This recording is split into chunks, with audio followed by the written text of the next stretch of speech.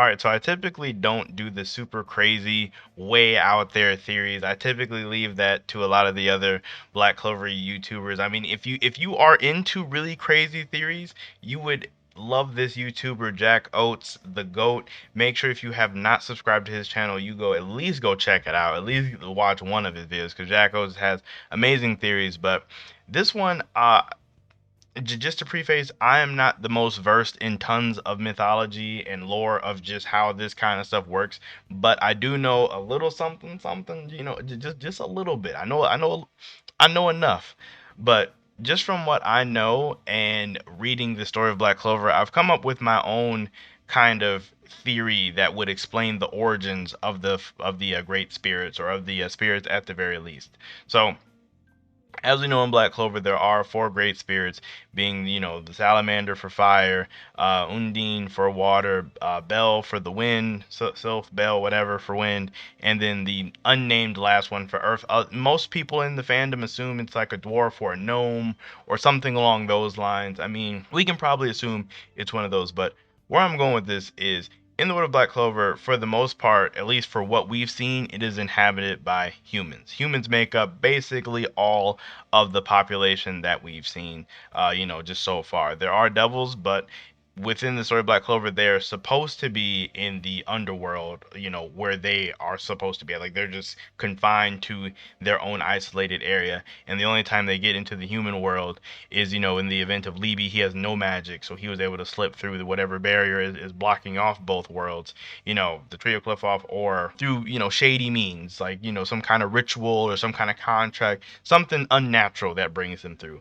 And then we also know of, the dwarves, which is Charmy as part dwarf. We got that small tidbit in the elf arc. And then there were the elves that lived outside of the Clover Kingdom before they were wiped out, by the royals per, Zagrid's Grandmaster plan, whatever. And then there's whatever Kahono and Kaito, whatever those underwater people are. Like, I mean, it says they're humans, but at the same time, I feel like I think they can breathe underwater or something. Like they seem like underwater people or underwater folk, whatever that is. So for the sake of the argument, we'll just call them humans. But I didn't want to leave them out.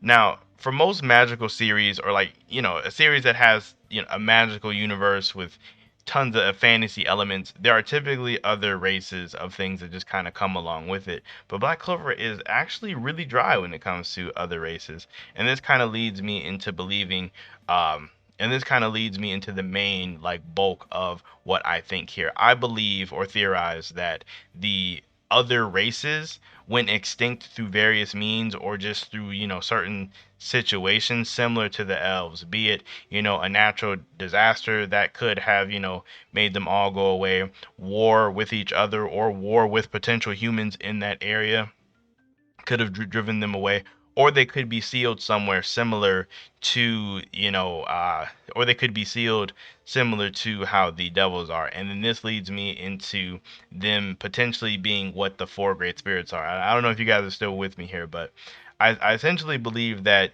each of the four great spirits is, like a representative, I guess, of that other race, or could be a representative of that race. So, be it there could have been a fairy race, and the wind spirit is now like that last one or that last representative of that fairy race, or there could have been like a race of underwater people, and Undine is like that last one or that last rep for that group of people. And then same thing for Salamander. There could have been dragons in the realm of Black Clover, but let's say they all got taken out or they all got sealed, or they're just somewhere else right now.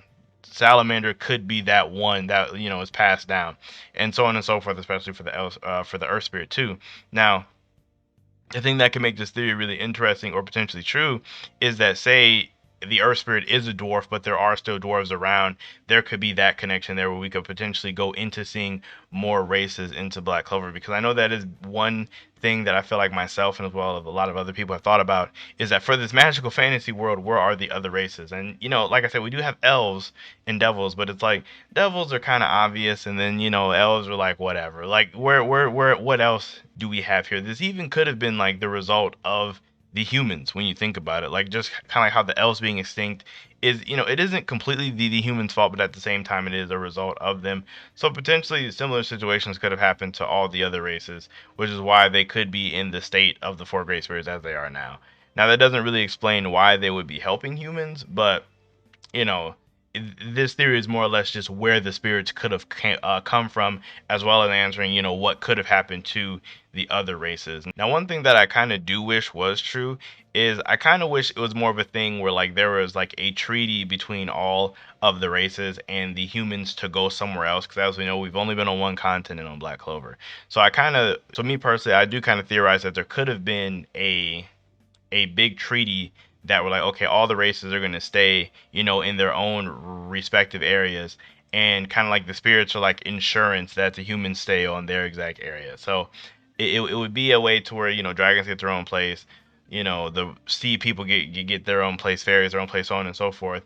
And then the spirits kind of are like, we'll give you this, and then you give us this extra space over here, kind of like, a fair trade for like a treaty kind of thing. Now, this is definitely a way out there theory. Like I said, strong possibility that it's not true, but I do think it's a fun thing to think about, just because it's one of the cooler things in fantasy series is seeing like how all the different races interact with each other, or seeing their own made up cultures and things along those lines. I am curious to know if you guys have ever like theorized or thought about where the other races could be, if we even have other races, or maybe you guys don't think we have any at all, or just kind of things along those lines. Definitely something I've mulled around for a while, but never really just put out in a video format. So let me know you guys' thoughts down below, and make sure you guys go check out Jack Oat's channel, because he does some really great theories in my opinion.